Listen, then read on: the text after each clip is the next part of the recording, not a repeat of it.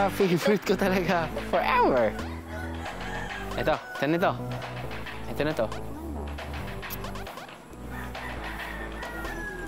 Magaling. Sarap. Konnichiwa!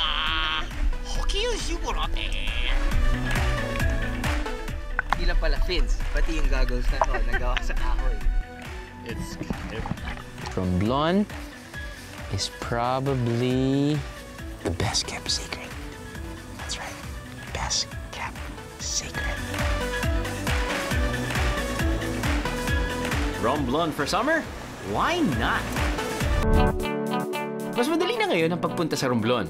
Araw-araw, may direct flights mula Maynila papuntang Tablas na tumatagal ng halos 1 oras. Dahil mas mabilis na ang biyahe, mas marami na rin kayong mapupuntahan para sulit ang bakasyon. Kung feel niyong mag-falls hopping, pwedeng bisitahin ng Busay Falls sa bayan ng San Agustin. Kilala rin ito sa tawag na Dubduban Bita Falls.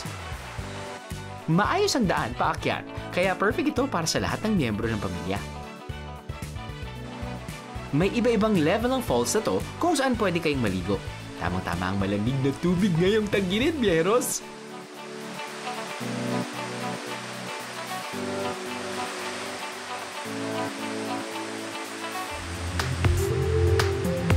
Isama nyo na rin sa listahan nyo ang Trangkalan Falls.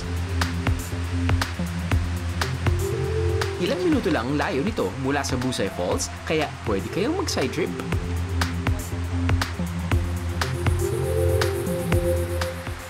Maayos na rin ang daan papunta rito. Meron ding mga cottage na pwedeng rentahan. Saktong 1 buong araw para sa falls hopping, biyeros!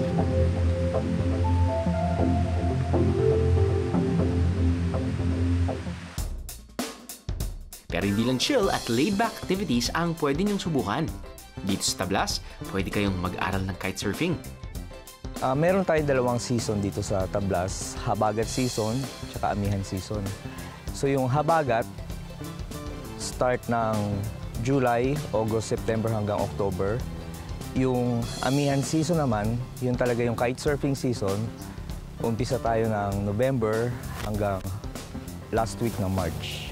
Dito sa Tablas, medyo komplikado yung posisyon ng isla natin sa wind direction.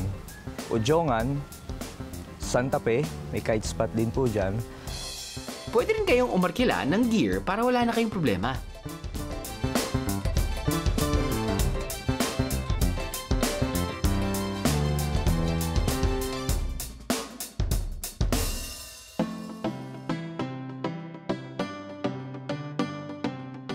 After all the activities, hindi natin pwedeng kalimutan ang pasalubong!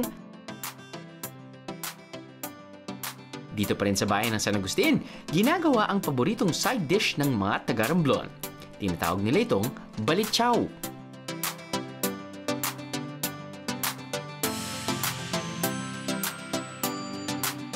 Simple lang ang mga kailangan sa pagluto ng balitsyaw. Nandiyan ang sili, bawang, bagoong isda o patis, at ang niyog.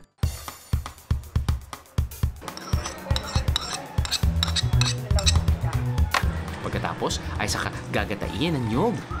Sasalain ang gata.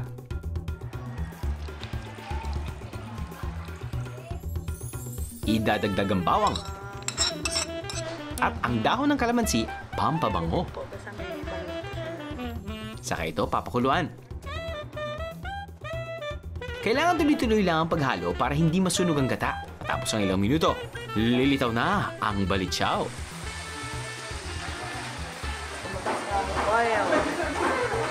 Iyon! Luto na ang balitsyaw! Mukhang bagay ito sa mainit na kanin ah. Pwedeng-pwede nyo itong iuwi dahil 1 linggo ang kayang itagal nito. O, ayos no? At pagkatapos ng 1 buong araw ng paglilibot, I'm sure gugustuhin nyo ring magpahinga sa tabing dagat.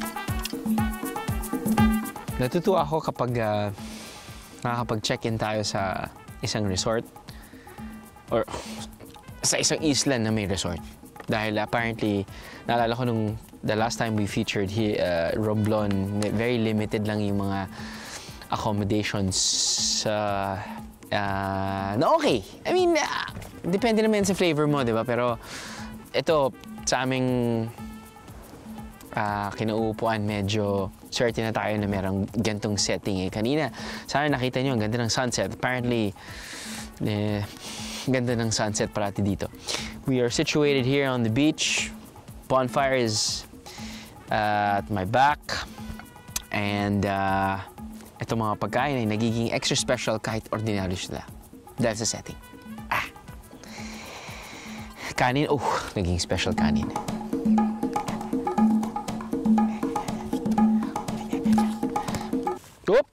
Fork, special fork. Ngayong summer, saan nga ba ako pupunta ngayon? You've got Boracay, you've got Palawan, you've got, syempre nandyan yung Baguio, Tagaytay, Cebu.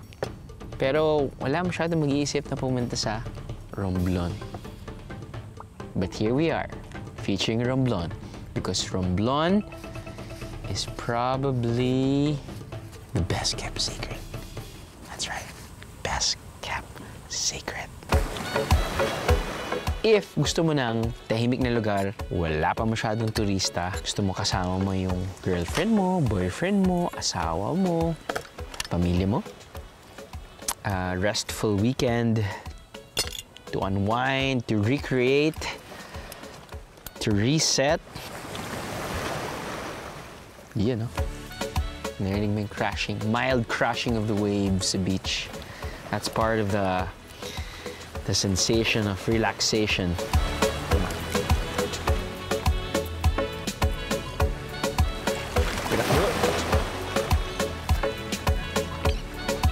Buti na lang walang smell vision. Dahil hindi pa ako naligo buong araw.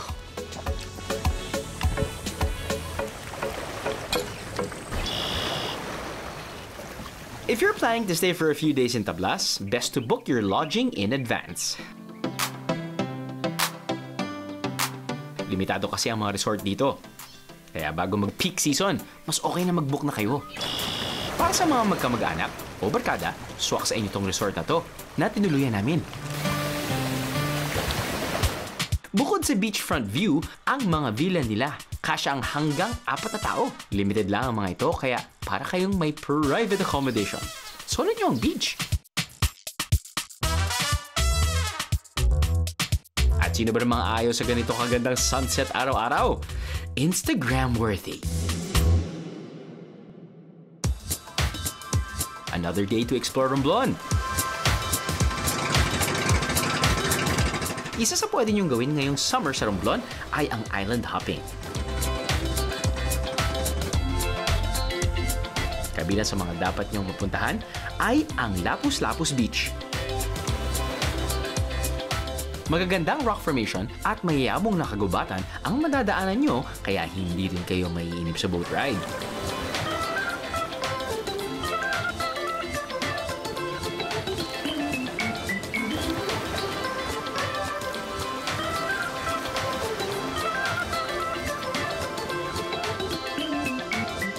White sand and clear waters.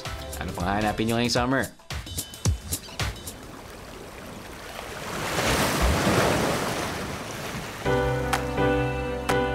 Tagos na tagos ang ibig sabihin ng lapus-lapus ayon sa mga taga rito, dahil daw ito sa tubig dagat na tumatagos sa mga bato. Kaya mukhang nahati ang tabing dagat ito.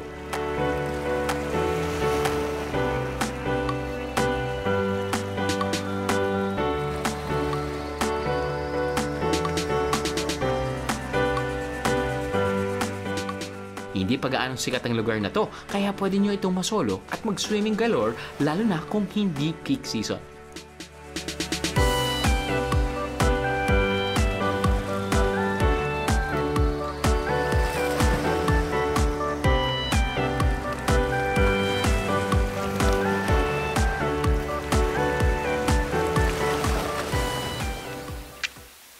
Isa't kalahating oras naman mula sa San Andres ay mararating ang Punta Gorda Lighthouse. Isa ito sa mga pangunahing parola sa Pilipinas na itinayo noong 1930s. Mula sa tuktok nito, may enjoy nyo na ang napakagandang view ng dagat. Dito nyo naman oh. At ang maganda pa rito, walang entrance fee. Libreng photoshoot ito, guys! Sa paanan ng lighthouse, ang starting point ng trek papunta sa ating next location. May hagdanan na, kaya mas madali na bumaba.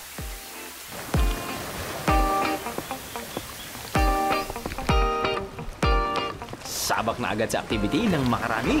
Mula sa Mampang, kailangan magbangka ng 10 minuto. Depende sa lakas ng alon, papunta sa Blue Hole. Isa ang Blue Hole sa mga sikat na snorkeling at diving site dito sa Romblon.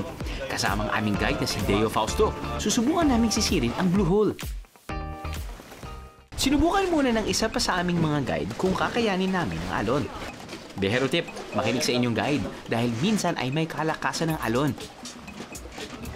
Baka mahirapan kayong lumapit sa Blue Hole dahil malapit din ito sa mabatong lugar. Safety first! Tingnan nga natin kung bakit sikat sa mga bihero ang Blue Hole.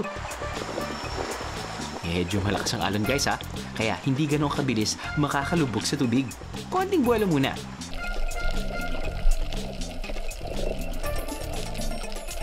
Well, look at that.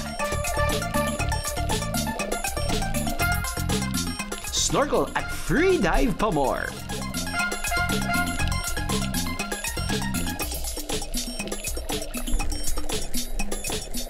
Kung iniisip nyo na nakakatakot dahil mukhang hihigupin ka ng Blue Hole, ba hindi ka dapat mag-alala dahil walang force sa loob mismo ng Blue Hole.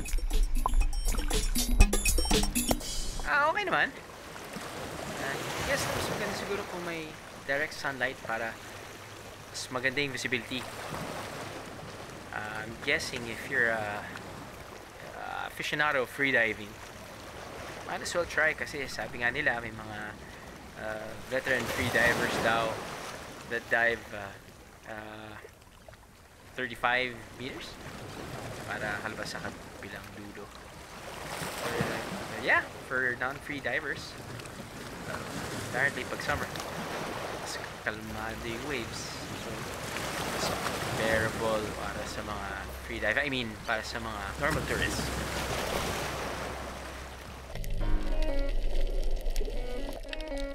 Aside from the Blue Hole, meron pang ibang snorkeling sites na malapit. Perfect ang White Rock snorkeling site para sa mga gustong mag-enjoy kasama ang mga corals. Para naman sa mga cave enthusiasts, meron din silang bagong natuklasang kuweba. Tinawag nila itong Pearl of Melody mula sa pangalan ng isang turistang nakapunta na rito.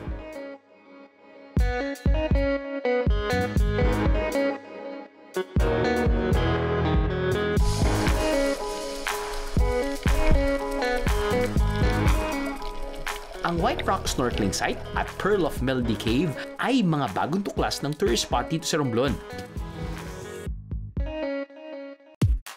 Ang guide nating si Deo ang siyang nakadiscover ng mga to. At ngayon ay malimit na rin niyang dinadala ang kanyang mga bisita rito. So bro, gaano ka tagal mo nang nagiging, I guess, tour provider no? Parang ikaw yung nagiging tour guide dito. Gaano katagal na? Nag-start ako nung 2007 by accident. By accident? Pero you're from here? I grew up in Manila, pero meron kaming ancestral land dito. So every summer nung bata ako, when I was like 9 years old, every year pumupunta ako dito for summer. So familiar ka na talaga? So nangangahoy kami sa mga bundok, nangunguha kami ng mga bungang kahoy na minamerienda namin. So nakakakita kami ng mga waterfalls, tapos nag-spearfish din kami sa dagat. So parang it's more of a work before than fun. Right. Kasi kumukuha kami ng pangulam. Correct. Pero bago ka naging, is this full term? Yep. Full time? It's a business now. Okay. It's ongoing business. Pero yung business itself nasa 7 years pa lang. Pero yung tour guiding more than 10 years na. More than 10 years na.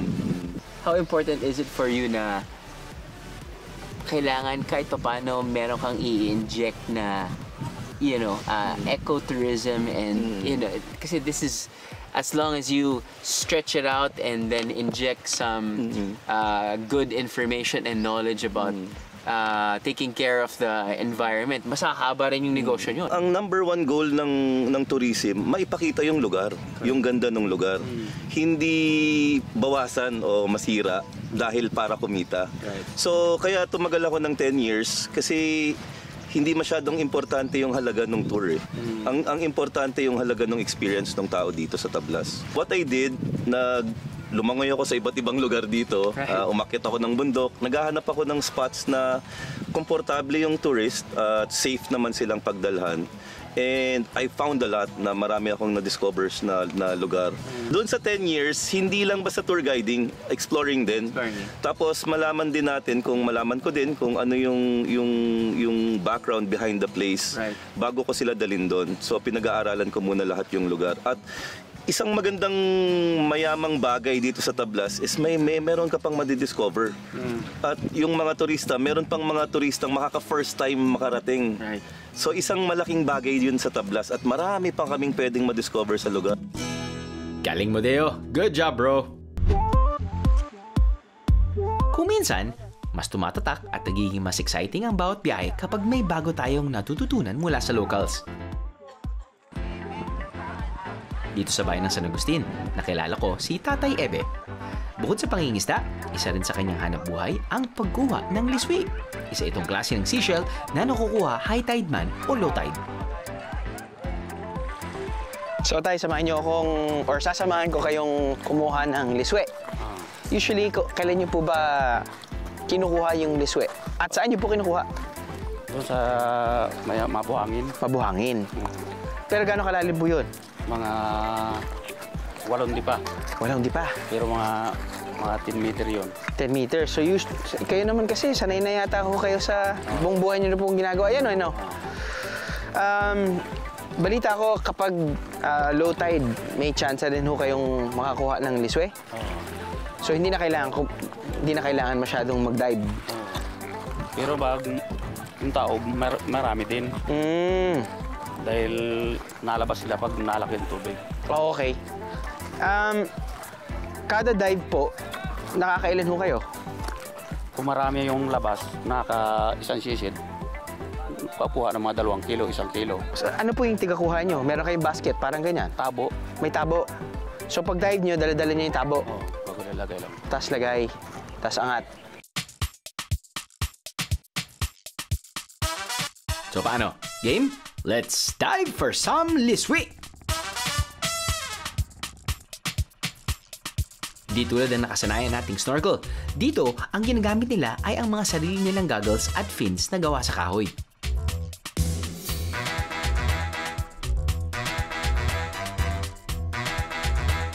Konnichiwa!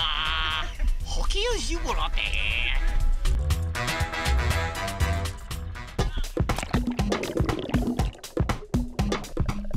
Kita niyo naman si Tatay Ebe, effortless.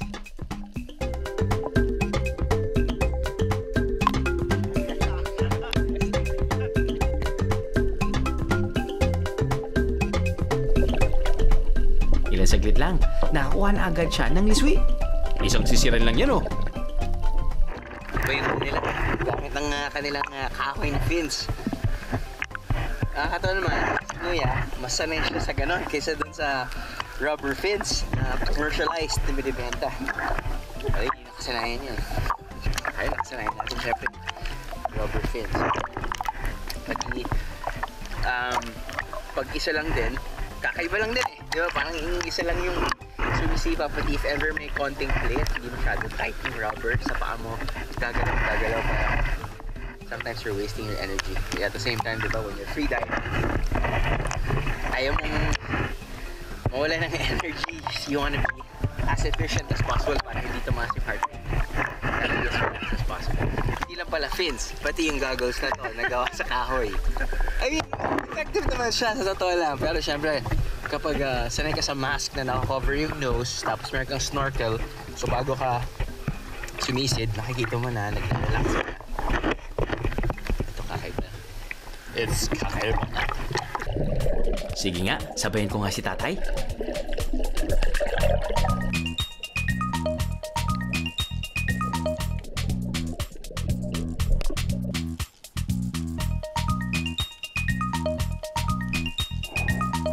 pangalawang sisid, puno na ang tabo. Good job, tatay!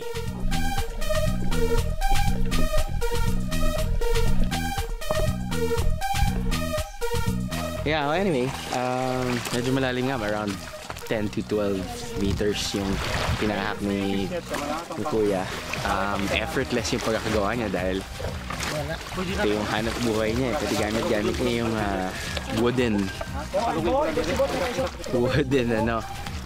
fins.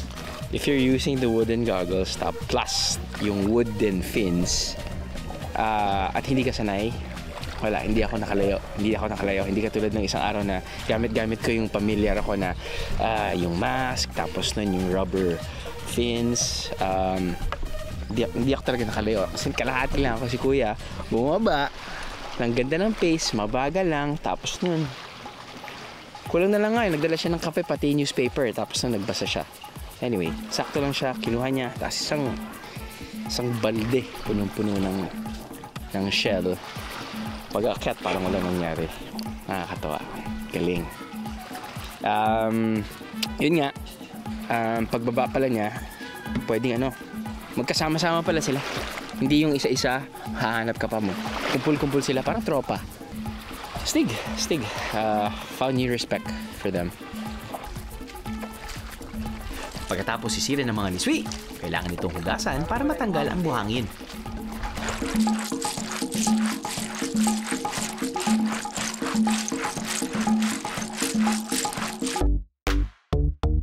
Pagkatapos hugasan, ibibilad muna ang mga ito. Buti na lang may mga nabilad na, kaya diretso luto na tayo. Ganito lang po, ilahihulog natin, dandahan. Gata. Opo, gata po ito para hindi gata. Tapos gano'ng katagal po yung pagluto ng gata? Mga 5 minutes. 5 minutes. Lagay natin yung bawang. Bawang. Tapos sibuyas. Luya. Luya.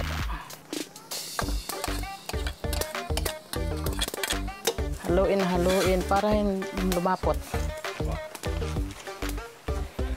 Pag kumulo na siya, ilagay yung asin mamaya tsaka yung sili. Easy to prepared. Mas pwede na po ilagay yung sihi. Kasi kumulo na siya eh.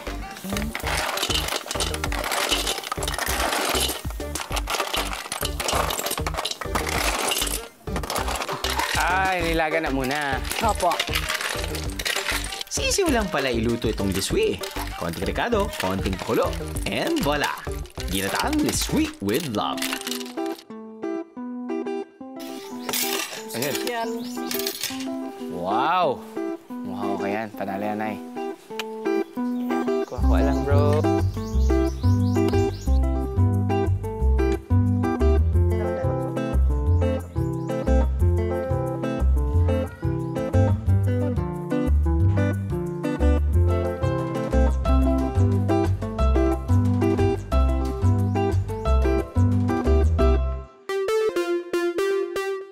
Kung sa tingin nyo ay naubusan natin ang mga pwedeng pasyalan dito sa Romblon, nako, dyan kayo nagkakamali. Dahil minsan lang tayo magawi sa Romblon, susulitin na natin ang adventure. Kahit pa nakatago ang ganda ng lugar na to, makikita at makikita pa rin natin yan. Ito ang tinagong dagat. Tinawag itong tinagong dagat, hindi dahil sa ayaw itong ipakita sa atin ng mga taga Calatrava, kundi dahil nasa gitna ito ng naglalakihang rock formation.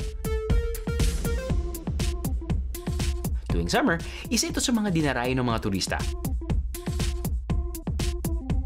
Yan, so hindi tayo ngayon sa Calatrava at kahit na may lagoon doon na kuminsan naglalang yung mga tao. Ito talaga yung pinupuntahan nila. Cliff diving.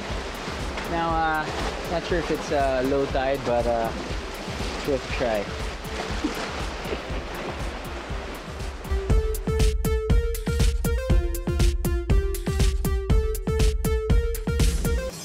On my cue. Ano?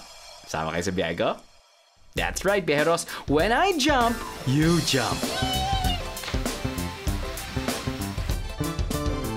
Hashtag you love my job pa rin, no?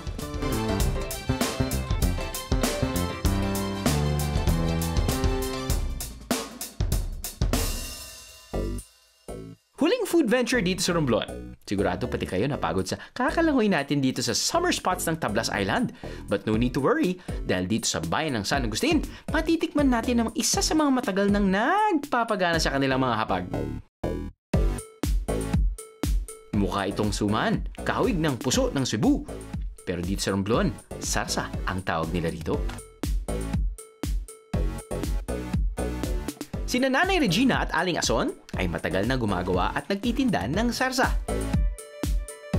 Sinisimula ng paggawa ng sarsa sa pinong tagudkod ng nyug. Katapos, isa-isang titigdigin ang bawang, luya, sili, hanggang sa maging pinong-pino ito. Susunod ay ihahalo ang binalatang hilaw na uyang o hipon at saka ito ulit didigdigin. Dinidigdig pati hipon din. Opo, lahat po dinidikdik, pati nyug po. Pati nyog. Opo. Nay, hindi po ba kayo napapagod? Hindi. Kakabayo. Yan po ba yung parang exercise nyo na din? Oo. Kasi, Ginagamit nyo din ba yung kaliwa nyo? Ah, so papalit-palit. Ito rin po yung pambatok sa asawa nyo. Saan ka na naman ang galing? Ganon? Hindi naman po. Ayan na po yung nyog. Galing pa po ito sa... Minana niyo po itong recipe na to galing sa nanay mo. At sa nanay ng nanay ng nanay ng nanay. oo. Manuga akong sa biyenan. Sa Pianan. Yan. Lagay na po natin. Sige po, lagyan na po natin ng nyog. Kaya, sir. Magiging super lolo ako niyan. Ginagawa ko rin to sa bahay. Opo, ito pong movement na to kapag barado po yung banyo. Hanggang kailan.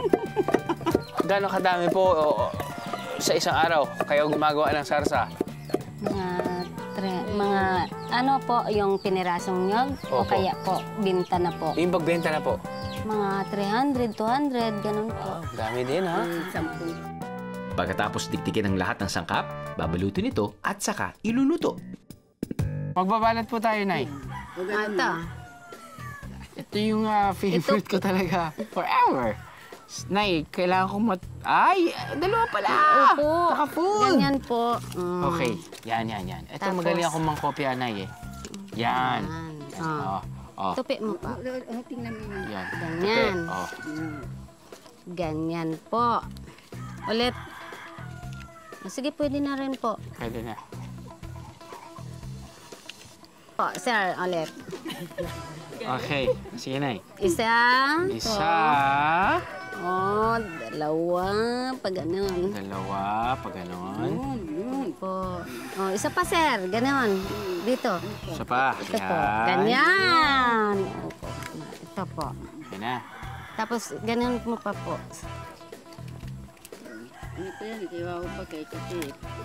Pwede na rin yan. Pwede na yan. Sir, talaga. Pwede na. Oh. Ay, napapaihi ba kayo? Kala ko parang napapaihi. Ayun. Ganyan po. Sa akin, sa iyo. Pangit sa akin. Thank you for being honest. Lala. Sara ko na po. Kasi ako parang waterproof to akin eh. Sobrang ganda ng pagkagawa. Maganda yan. Oh. See? Yan na. Okay. Di, ano na ito? Ayusin mo. Ganyan po, sir, Yan. Tika po, sandali. Oo. Ayan. Okay lang yan. Ano mo? Oh. Ano mo yun? Itupi po, itupi. Ganon po. Ganon. You mean parang ganito? Yan na lang po. Yan, yung ginawa ko ngayon. Tama. Ganon, So, yung ganyan. Ganyan. Nakasara na po. Nakasara yan. na po. Tapos Ganyan isasara po. ng ganyan. Tapos ganon, Tapos, isara mo tapos po. isara ko po yan. Tapos iikot mo papunta dito. Ikot Pag ko po. ganon.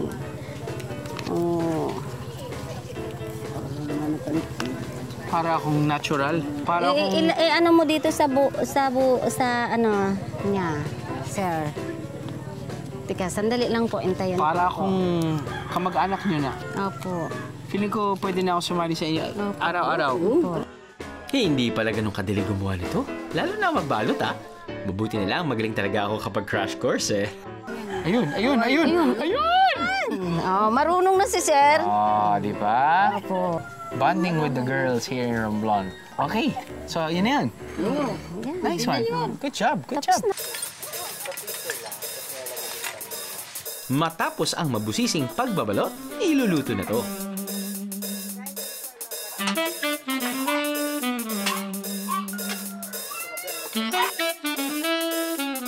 Yun. Parang suman. Okay. Ito po, kung alin po yung... Yung pinasok nyo, dun yun rin yung palabas. Doon ka din. Tama nga ganyan naman. po. Very logical yan.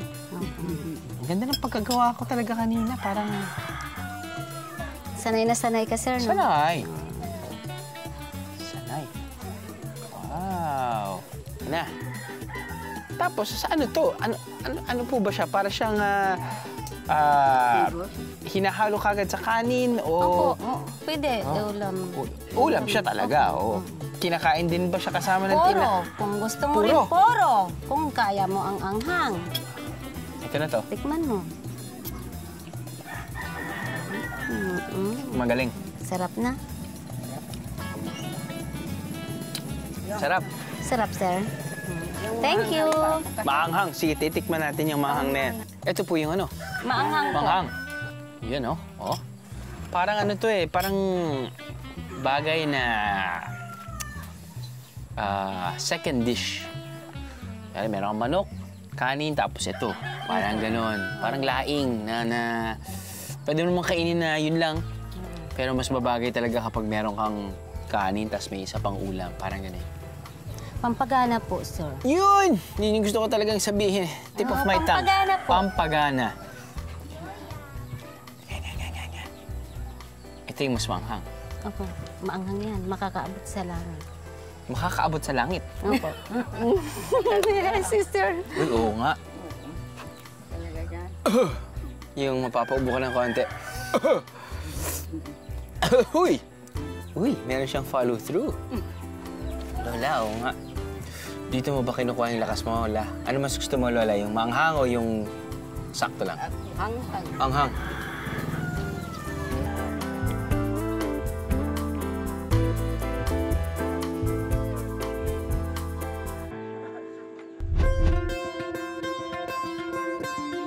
Sa yaman at gandang taglay ng Romblon, hindi imposibleng sumikat ito bilang major tourist destination sa loob ng maikling panahon. Ngayong tag-init, sigurado akong makakasama ito sa travel goals ng maraming biyahero. Ikinatutuwa ko na kahit dumami ang mga turista sa Romblon, nariyan ang mga lokal na sisiguraduhin mapapanatili ang angking bighani ng Romblon. Marami pa kaming hindi napupuntahan, kaya hanggang sa muli, Romblon!